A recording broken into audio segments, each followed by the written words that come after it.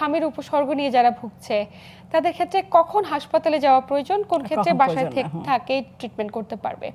মানে বাসা থেকে আসলে করণীয় কি? অনেক ক্ষেত্রে অনেকে বোঝে না যে এখনো র্যাশ ওঠেনি বা সুপারফিশিয়াল যে সিমটমগুলো এগুলো রয়েছে। তো ওই অভিভাবকদের উদ্দেশ্যে পরামর্শ কি থাকবে? পরামর্শ অবশ্যই একজন চিকিৎসকের পরামর্শ তাকে নিতে হবে, রেজিস্টার্ড চিকিৎসক। তার সাথে কথা বলতে হবে, হয় ফোনে হটলাইন সেবা তো আমাদের চালু আছে। যদি বলি যে আমাদের স্বাস্থ্য অধিদপ্তর মন্ত্রণালয়ের সব জায়গায় হটলাইন সেবা কিন্তু চালু আছে, সেখানে ফোনে কিন্তু সে কথা বলতে পারে। এবং সাথে হলো যে যদি প্রয়োজন মনে করে ডাক্তারকে আউটডোরে যেয়ে দেখাতে পারে যে আসলে আমার এই বাচ্চা ক্ষেত্রে কী করণীয়।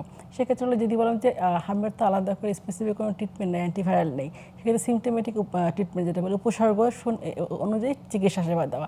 যেমন যার জ্বর আসলো, জ্বরের জন্য প্যারাসিটামল দেওয়া, কাশির জন্য ওষুধ দেওয়া।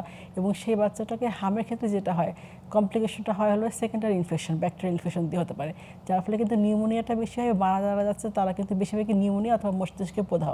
এই জিনিসটা কিন্তু হামের কমপ্লিকেশন, বেশিরভাগ ক্ষেত্রে কিন্তু সেটা দেখা দিচ্ছে।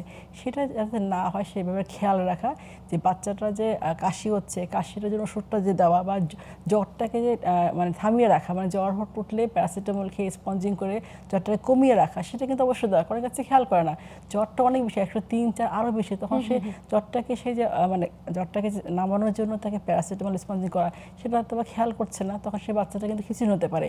এই জিনিসটা বাসা দরকার, যে বাচ্চাটা জ্বর বা কাশি, নাক দিয়ে পানি পড়া, সেগুলো বন্ধ করার জন্য চিকিৎসকের পরামর্শ মতো ওষুধটা খাওয়া, এবং সাথে বাচ্চা যাতে খেতে পারে, যে কোনো খাবার সে খাচ্ছে কিনা, যে পানি খেলো বা যেগুলো খাবার বাচ্চাটা খায়, 6 মাসের বাচ্চা তো আসলে সব কিছু খায় না, সেটা মায়ের বুকে দুধ খাচ্ছে কিনা, অন্য অন্য খাবার সে অনীহা কিনা, সেগুলো তো খেয়াল রাখতে হবে অভিভাবককে। যদি দেখা যায় একদিন বাচ্চাটা খেতে পারছে না, খুব বেশি কান্নাকাটি করছে অথবা তার মানে বমি করছে, তাহলে তখন মনে করতে হয় যে না, বাচ্চাটা তো শ্বাসকষ্ট হচ্ছে, তাহলে হাসপাতালে ভর্তি করা দরকার পড়তে পারে। তারপর যখন চিকিৎসক বলবে তখন আদারওয়াইজ খেয়াল করবে বাচ্চাটার সব কিছু নর্মাল আছে কিনা, খাওয়া দাওয়া থেকে শুরু করে খেলাধুলা, যে বাচ্চা খেলাধুলা করে সেটা যদি নর্মাল থাকে, জ্বর আসলে যে বললাম ট্রিটমেন্ট সেটা দেওয়া দরকার।